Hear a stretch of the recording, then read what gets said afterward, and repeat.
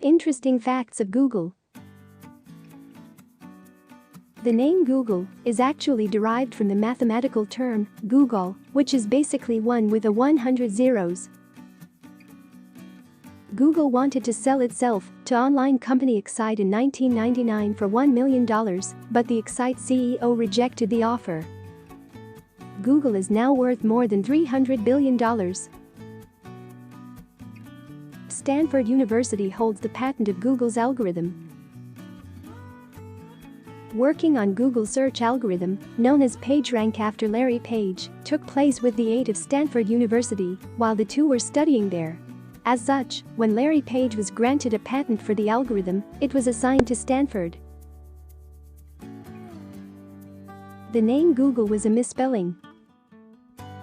One story says, investors misspelled the mathematical term Google as Google on a check, and the spelling stuck. Another story says that a fellow student misspelled Google when looking for an available name for the company. The "I'm feeling lucky" button probably costs Google about $110 million a year. When you click on that button, it just takes you to the top search result. In other words, you skip all the ads that Google makes money on. Since 2010, Google has been acquiring an average of one company every week.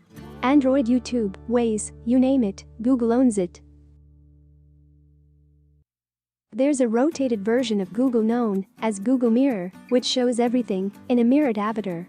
It might sound like just a fun and pointless add-on, but it was actually useful in circumventing the Great Firewall in China that banned Google.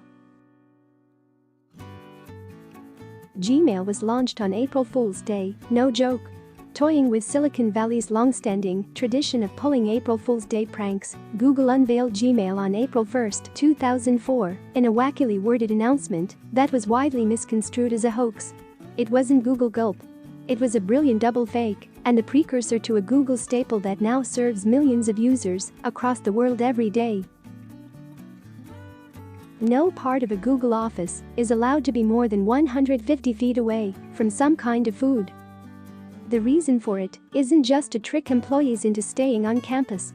Its purpose is actually to inspire innovative thinking. The purpose of the cafes and micro kitchens is to create a place for employees to leave their desk and interact with other people whose desks are not near theirs. Most of these food sources are strategically placed between two separate work teams, and the goal of that placement is to draw these different folks together and nudge them to interact and collaborate.